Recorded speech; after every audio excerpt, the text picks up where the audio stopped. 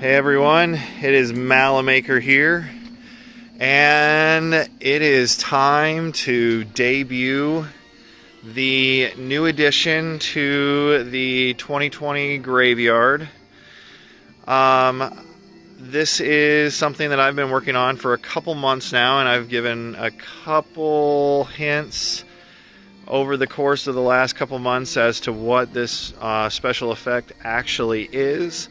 But not only that, I wanted to give you guys a full tour of the graveyard with a little bit of detail about what actually makes up some of the effects that are going on in the graveyard itself. So maybe at home you can actually replicate these yourself. So first I'm going to start with kind of one side of the yard to the other to show kind of some of the features and things that I use to actually make these special effects happen. So on this side of the yard, this is one side. I have these bins placed around. Now this is just a bin to show you guys kind of some of the things that I use. It's just a split top bin.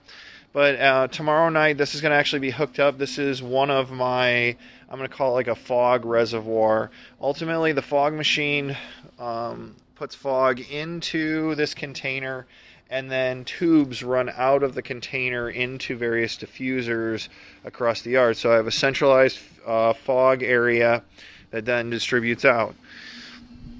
Throughout the yard, I do have a handful of speakers that are playing ominous music. And so I have one that's right here. And various speakers play different things. There's actually a speaker up here and one down below. I also have here, you can see one of, you can maybe see it all right if I get a little closer, but this is one of my crows that crows at people. Now, one of the things that I use in my graveyard are actual motion sensors. And so around the sidewalks, the driveway, and the walkway, there are these little motion sensors. And these motion sensors daisy chain together, and all of them feed into a central hub that is in the crypt there. Now the crypt itself is kind of like the central area where everything kind of junctions to both it's the main fog area for the entire graveyard, but then also has a lot of electronics in there that ultimately control take in all of the motion sensors and also trigger the sound effects for the crows, and next year some additional sound effects as well. But let's take a tour of the graveyard here, and we will finish off with the new piece that was added. So this is the crypt. It's a 2 foot by 2 foot by 6 foot crypt. Most of it is made out of foam. The internal core does have a plywood inside, and then a 2x2s to kind of help reinforce some of the plywood and to keep the top flat. Actually, over the course of last year to this year, being up in my attic, it warped a little bit, so I had to actually flatten it out when I brought it out for this year. And you can see the fog is drifting eerily through the air. The wind shifted on me, but here a second ago, the wind up here actually shifts again, and it puts a nice haze over the whole front yard. Now, like I said, the fog itself centralizes in here. It's a bigger reservoir in this one, and then it feeds out through tubes to all of the various tombstones. So let's meet all of our tombstones here. So this one here is Uncle Ned.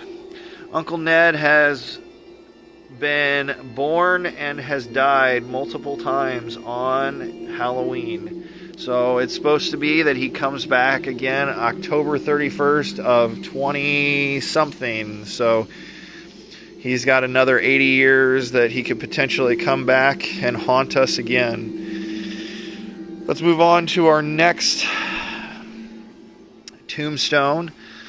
This is Mark, last name Place, middle name A. So Place, Mark. And all of these tombstones are custom made. I have various techniques I use to make these tombstones, and a lot of these aren't just one piece. A lot of these are two pieces. And this is kind of a good place to show one of the diffusers that I have, and the tube that leads up to it. So the diffuser itself is a 3D printed diffuser. And all of these, both the fog distribution system, especially the blower fans that are in here, and the diffusers, you can find on Cult 3D.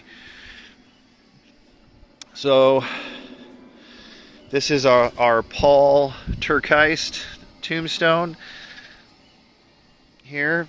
And when I'm making these tombstones, one of the things that I am using is a CNC router. The CNC router obviously helps in getting all these really intricate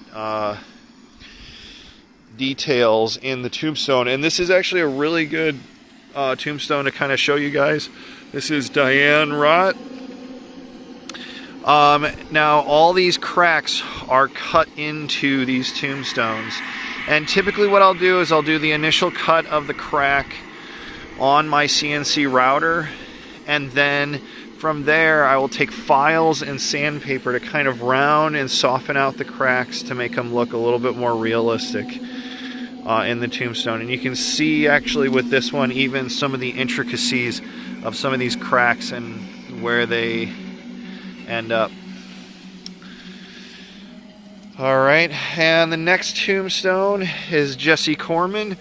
Now some of the names are real names. Typically when I'm deciding what to put on tombstones, I try to get some that are kind of more like, we'll call it theatrical names, and some are actually real names. But a lot of these, what I try to do is if I do choose a real name, I try to get a name that is not of like somebody that has died recently, or a name that would be familiar. This is Andreas King. And this is another tombstone. This one here is a single piece tombstone. And the last one was a single piece tombstone. I'm actually going to go back to the last one to show you guys kind of some of the details of even the rock chip look that I have on the top of the tombstone. Alright, and we're getting to our final tombstone. And this one here, actually I really like this tombstone. This one here is, I believe, 6 pieces. The top is 2 pieces. This is 2 pieces, and then there's actually a front and a back piece on this one.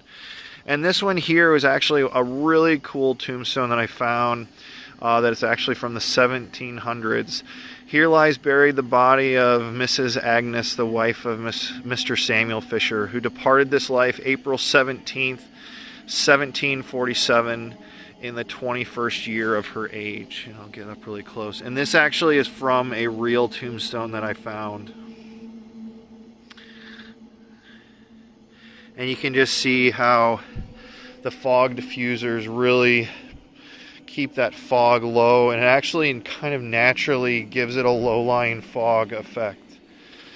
Alright, so now I am going to debut the feature tombstone of this year, and this is Von Rolf, what I'm calling Von Rolf. This tombstone here, I can't even count how many pieces there are. There is at least 15 to 18 pieces that make up this tombstone. And it's really not a tombstone, it's more of a monument itself. But this one, if I can get the photos to really show it at the right angle, you can see this bust statue inside gives that following effect.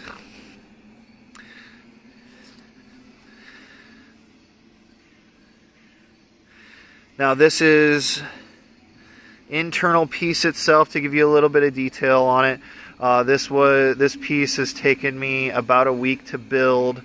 All my pieces are hand painted, and I do actually use an exterior water-based polyurethane on these.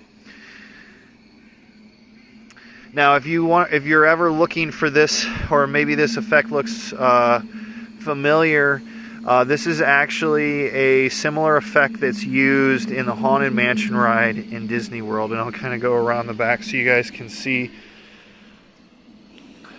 all the various parts of it.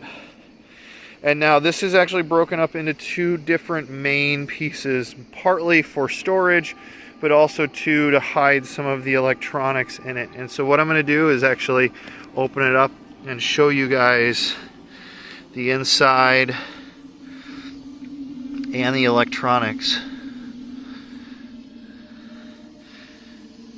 And so you can see the foam that the type of foam that I use in this as well.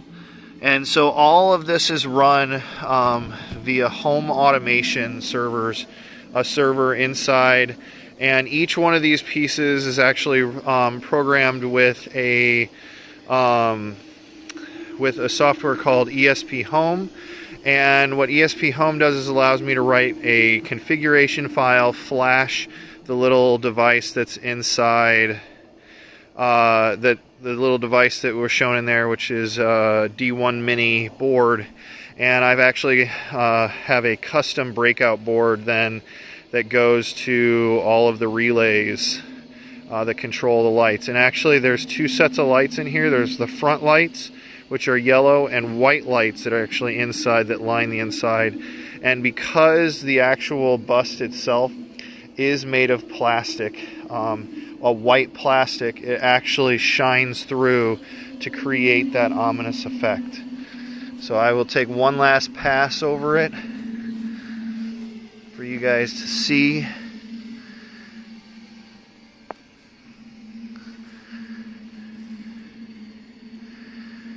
And that is this year's Von Rolf monument added to the MalaMaker graveyard.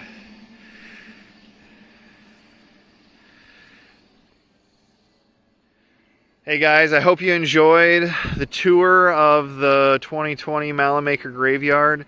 Please, please, please like and subscribe the channel. And over the course of this next year, I will be kind of giving away some of my trade secrets on how, one, I make these tombstones, but also, two, some other techniques that you can use at home to make them without even needing like CNC routers and kind of large equipment like I have. So, because before I had the CNC router, I used to make these things from scratch, from hand, using common tools that are found in a garage. So, over the course of the next year, I hope you guys find these videos interesting, and you guys can use these to kind of build some of your own spooky things for Halloween, or even just other props for doing other kind of fun, cool things.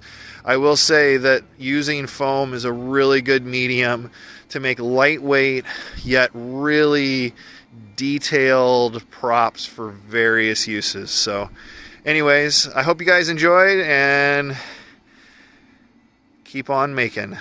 This is MalaMaker signing.